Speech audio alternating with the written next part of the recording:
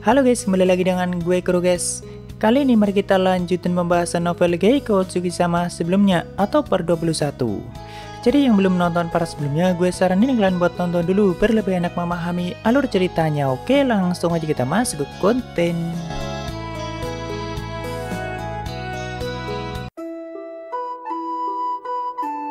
Jadi setelah memindahkan semua pejuang Maple sebelumnya, Ark dan Ariane langsung menuju ke Roden untuk memindahkan semua pasukan di sana, termasuk menjemput Putri Rial dan para pengawalnya.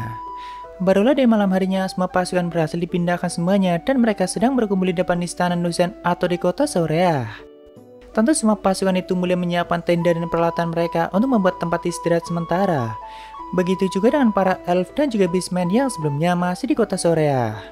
Walaupun bagi Ark bekal dan peralatan yang dibawa pasukan manusia itu sangat banyak dan kelihatan sangat ribet, tidak seperti para pejuang elf yang hanya sedikit membawa peralatan mereka. Karena pejuang Maple kan sudah terbiasa tinggal di alam terbuka selama berhari-hari di saat menjalankan misi mereka.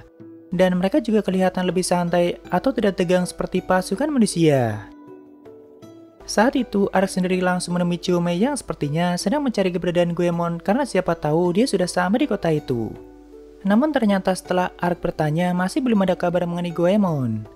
Tak lama kemudian tiba-tiba semua pasukan manusia mulai panik dan mereka mulai menjauh dari tengah area tempat itu. Dan setelah Ark melihat ke atas, ternyata ada dua naga yang sangat besar mulai turun ke tempat itu. Tentu bagi semua orang yang baru melihat sosok Raja Naga terkesan sangat menakutkan, apalagi ukuran tubuh mereka tidak main-main dan hempasan dari sayap mereka saja sampai menciptakan hempasan angin yang cukup kuat. Ark yang melihat kedua Raja Naga itu langsung bisa mengenali kalau yang satunya adalah Vili karena sudah pernah melihatnya dan bahkan bertarung melawannya. Tapi untuk naga yang satunya yang punya ukuran jauh lebih besar dari Vili, Ark sempat berpikir apakah itu beneran Rote. Karena ukurannya sangat besar dan panjangnya mungkin sama 80 meteran lebih yang berarti 2 kali lipat lebih besar dari bentuk naganya Vili. Namun setelah memperhatikan sisi hitam dan corak ungunya yang sangat indah, Ark yakin kalau itu adalah Rote.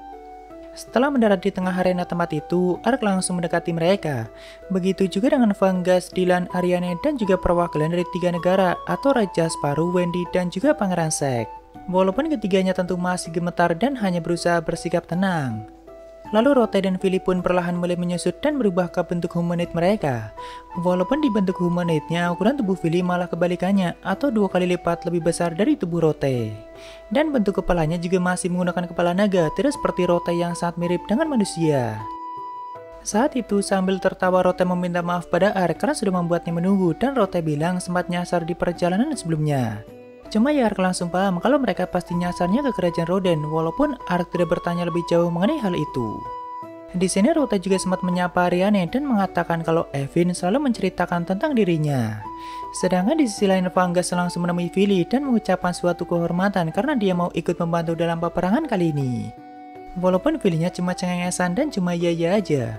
Soalnya emang alasan Vili mau membantu karena Rote langsung yang memintanya dan bisa bertemu dengan Rote, apalagi bertarung bersamanya adalah keinginan Vili selama ini. Cuma ya di sini kelihatan banget kalau Vili itu sangat grogi dan tidak terbiasa bertemu dengan orang banyak. Akhirnya Raja Sparrow mengajak mereka semua untuk masuk ke dalam istana dan membicarakan rencana untuk peperangan itu sambil beristirahat di dalam. Cuma di sini sebelum masuk, Rote meminta Vili untuk tetap di luar dan menjadi anak yang baik. Karena ukuran bentuk humanoidnya sangat besar dan pasnya cuma akan kesulitan jika ikut masuk ke dalam ruangan. Vili pun langsung nurut aja dan dengan senang hati akan menunggu mereka di luar. Saat itu begitu mereka menuju istana, tiba-tiba dari kejauhan Chumei muncul bersama dengan Goemon yang baru saja tiba di tempat itu. Tentu Goemon punya banyak informasi mengenai kerajaan Dilfran dan bagaimana situasi di ibu kotanya. Jadi ya sekalian mereka akan membicarakan semua itu sekaligus menyusun rencana yang lebih matang. Dan Goemon lah yang akan menjadi perwakilan untuk ras Beastmen dan juga Clan Jishin. Banyak hal yang mereka bicarakan dalam pertemuan itu dan kadang situasinya menjadi sangat tegang, tapi gue akan jelasin intinya aja guys. Jadi setelah mendapatkan informasi dari Goemon, sudah dipastikan kalau ibu kota Dilfran sudah dikuasai oleh para undead dan bahkan jumlah mereka juga semakin banyak. Karena korban yang telah jatuh dalam penyerangan itu sudah mulai dibangkitkan kembali menjadi pasukan undead. Jadi sudah pasti kalau pasukan aliansi akan menghadapi peperangan di 3 titik lokasi yang berbeda dan itu secara bersamaan. Yaitu ibu kota Salma, Dilfran, dan kerajaan Helix sendiri. Nah, berhubung saat ini aliansi punya 3 orang yang punya kekuatan sangat dahsyat, yaitu Ark, Vili, dan Rote. Jadi sebenarnya cara paling efektif untuk mengalahkan mereka semua adalah langsung menyerang ke 3 titik lokasi itu dan langsung lenyapkan dengan kotanya sekaligus. Jadi tidak ada kesempatan bagi pasukan undead untuk menyebar, dan kalaupun ada yang lolos, maka pasukan aliansi yang akan menghadapinya. Cuma kan belum bisa dipastikan apakah semua orang di kota itu sudah mati semua atau masih ada korban yang masih selamat dan menunggu pertolongan. Jadi ya sangat tidak manusiawi kalau langsung menyerang dan melenyapkan kota itu tanpa memperdulikan korban yang masih selamat. Apalagi kemungkinan di kota itu juga ada ras elf ataupun beastman yang tadinya dijadikan budak, dan mungkin ada beberapa dari mereka yang masih selamat. Walaupun di sini Fungus yang sedang bercanda sempat mengatakan langsung saja kita lenyapkan mereka semua dan hancurkan semua kota itu. Tapi Wendy dan Raja Sparrow yang mendengar itu sempat panik dan mengira kalau Fungus itu serius. Lalu setelah berdiskusi lagi, mereka akhirnya menemukan rencana yang lebih baik, yaitu dengan memancing keluar semua pasukan undead dari semua kota itu, dan barulah setelah itu gemburu habis-habisan. Tapi tetap Ark, Vili, dan Rote akan ditempatkan di 3 titik lokasi yang berbeda dan bertarung sendiri di garis depan. Sedangkan pasukan aliansi bertugas untuk mengalahkan para undead yang mulai menyebar atau berhasil lolos dari serangan Vili, Ark, ataupun Rote. Sebagian dari pasukan aliansi juga akan memasuki kota dan mencari korban yang masih bisa diselamatkan. Intinya pasukan aliansi harus bisa menjaga jarak dari ketiga orang itu kalau tidak mau terkena imbas dari serangan dahsyat mereka. Nah, tapi kenapa tidak menunggu pasukan undead keluar dan menghadang mereka di luar wilayah Nosean saja? Karena di sini mereka masih belum tahu kapan pasukan undead itu mulai bergerak menyerang, dan terlalu beresiko jika membiarkan mereka terlalu lama. Karena ada kemungkinan jumlah mereka akan semakin banyak dan juga bertambah kuat. Dan belum tentu semuanya akan menyerang Nosean. Jadi yaitu rencana terbaik bagi aliansi. Nah, setelah menetapkan rencana itu, Dylan mengatakan kalau begitu besok Ark yang akan menangani teleportasinya atau memindahkan semua pasukan aliansi. Cuma Dylan lupa kalau Ark itu hanya bisa pindah ke tempat yang sudah dia datangi, sedangkan 3 lokasi itu belum pernah Ark datangi. Di sini Ark pun mengatakan hal itu, dan tentu mereka semua mulai berpikir keras. Karena jika harus datang dulu ke 3 lokasi itu menggunakan langkah dimensinya, mungkin Ark butuh waktu sampai 4 harian atau malah lebih. Di sini Rote yang dari tadi dia mengatakan aku punya ide yang lebih baik. Tapi kita mundur dulu ke beberapa hari sebelum pertemuan ini, guys. Jadi setelah Rote meninggalkan kota Maple sebelumnya, kan dia langsung menuju ke tempatnya Vili untuk menemuinya dan mengajaknya untuk ikut turun dalam peperangan. Nah, saat itu sebelum kedatangan Rote, seperti biasa, Vili sedang bersantai dan malas-malasan di pemandian air panas yang juga biasa digunakan oleh Ark. Sambil menikmati suasana hutan yang tenang, Vili sudah merasakan kalau ada kekuatan besar yang sedang menuju ke tempatnya. Cuma kan Vili tidak fokus untuk melihatnya siapa itu dan sempat mengira palingan Ark yang sedang menuju ke kuilnya. Tapi semakin dekat, Vili semakin merasakan kalau keberadaan yang sedang mendekatinya tidak main-main, dan jelas itu adalah Raja Naga yang lain. Apalagi Ark biasanya langsung menggunakan teleportasi. Tak lama kemudian, Vili mulai melihat dengan jelas kalau ada sosok naga yang sangat besar mulai menuju ke tempatnya. Tentu setelah melihat sisik hitam dan sayap ungunya yang sangat indah, Vili langsung bisa mengenalinya kalau itu adalah Velvivis Rote. Salah satu dari 4 penjaga hutan Kanada dan juga Raja Naga yang sangat dikagumi oleh Vili. Tapi jelas banyak pertanyaan di kepala Vili kenapa bisa Rote yang agung langsung datang menemuinya dan bahkan datang sendiri ke tempat itu. Apakah itu karena Ark dan Ariane yang memintanya dan sudah menyampaikan pesanku sebelumnya? Ya, banyak hal yang dipikirkan Vili begitu melihat Rote datang, dan tentu dia mulai panik dan juga grogi. Lalu begitu Rote mendarat di sampingnya, Rote langsung mengatakan, apa yang harus kukatakan padamu? Mungkin hai saja sudah cukup untuk memulainya. Rote bilang, kau pasti sudah tahu siapa diriku, tapi sebagai formalitas mari kita mengenalkan diri satu sama lain. Dan karena aku sedang bermurah hati, jadi aku akan mengabaikan caramu yang tidak sopan dalam menghubungiku. Karena aku juga berniat meminta bantuanmu. Mendengar itu, Vili langsung berpikir keras kenapa seorang Raja Naga yang agung sepertinya sampai meminta bantuanku. Tapi tentu Vili tidak mungkin mengatakan tidak, dan dengan senang hati, Vili akan membantunya mau apapun itu. Ya, sebenarnya Rote juga sudah tahu kalau Vili tidak mungkin menolak dan malah merasa senang setelah diminta bantuan. Jadi walaupun para Raja Naga sudah hidup sangat lama dan punya umur yang sangat panjang, tapi selama ini Vili belum pernah bertemu dengan Rote secara langsung. Tapi Rote itu sangat dihormati dan dikagumi oleh semua Raja Naga lainnya.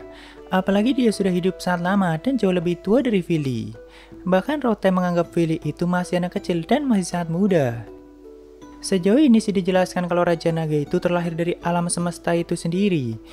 Dunia itu kan dipenuhi oleh makhluk roh dan juga energi roh yang sudah seperti pondasi dunia itu sendiri. Nah, ada kalanya makhluk roh itu berkumpul dan menyatu menjadi satu yang akhirnya melahirkan seorang Raja Naga yang baru. Jadi intinya Raja Naga itu adalah kumpulan dari makhluk roh dan juga energi alam yang sangat besar.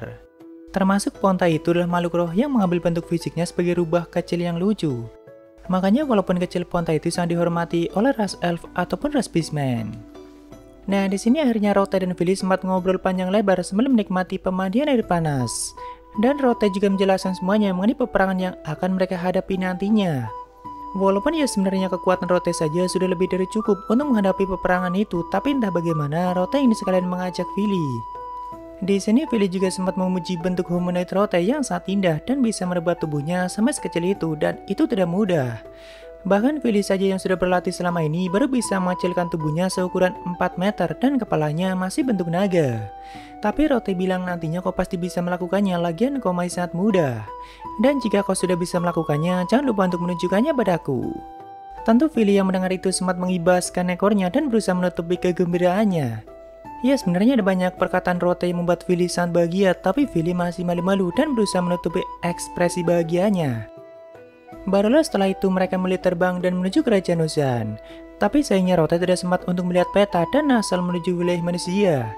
Sedangkan Vili sendiri juga sudah lama sekali tidak pergi melintasi wilayah manusia dan tidak tahu di mana itu kerajaan Ozan. Saat itu setelah melintasi Dragon Wonder, mereka memutuskan untuk menuju ke utara dan akhirnya sampai di langit kerajaan Roden. Rote pun memutuskan untuk turun di depan istana dan menanyakan arah pada raja di sana. Cuma kan kedatangan mereka membuat panik semua manusia di kota itu, apalagi baru kali itu mereka melihat sosok Raja Naga yang selama ini cuma dianggap sebagai legenda. Padahal Rote dan Vili juga mendaratnya sangat hati-hati, walaupun ya Vili sempat menghancurkan satu bangunan di sebelah istana karena tidak mampu menahan berat satu kakinya. Tentu saat itu para penjaga istana mulai bersiaga dan berusaha melindungi raja mereka, walaupun sebenarnya mereka sangat ketakutan. Apalagi Rote sempat mengintip ke dalam istana menggunakan satu matanya untuk mencari sang raja, dan tentu itu kelihatan sangat menyeramkan. Namun Raja Roden yang melihat kedatangan mereka juga berpikir kalau dua Raja Naga itu tidak berniat untuk menyerang karena cara mereka mendarat itu kelihatan sangat hati-hati. Jadi ya sang raja memutuskan untuk keluar dan langsung menemui mereka, walaupun ya sang raja juga berusaha mati-matian untuk memberanikan dirinya dan berusaha bersikap tenang. Awalnya di sini Raja memperkenalkan dirinya dengan sangat sopan dan menanyakan tujuan mereka. Namun begitu Rote mendengar kata Roden, dia teringat tentang peperangan besar yang pernah dihadapi Eva di masa lalu. Dan Rote bertanya, apakah kamu juga terlibat dengan itu? Tentu di sini Raja semakin panik dan mulai keringat dingin. Tapi Rote mengatakan lagi, yaitu cuma lelucon kecil biasa dan jangan terlalu dianggap serius. Jadi di masa lalu kan pernah ada perang yang sangat besar yang akhirnya memisahkan semua ras. Termasuk bangsa elf yang akhirnya menciptakan negara sendiri di hutan Kanada, dan Evangeline juga terlibat dalam peperangan itu. Bagi manusia jelas itu sudah sangat lama dan generasi saat ini tidak mungkin melihatnya langsung.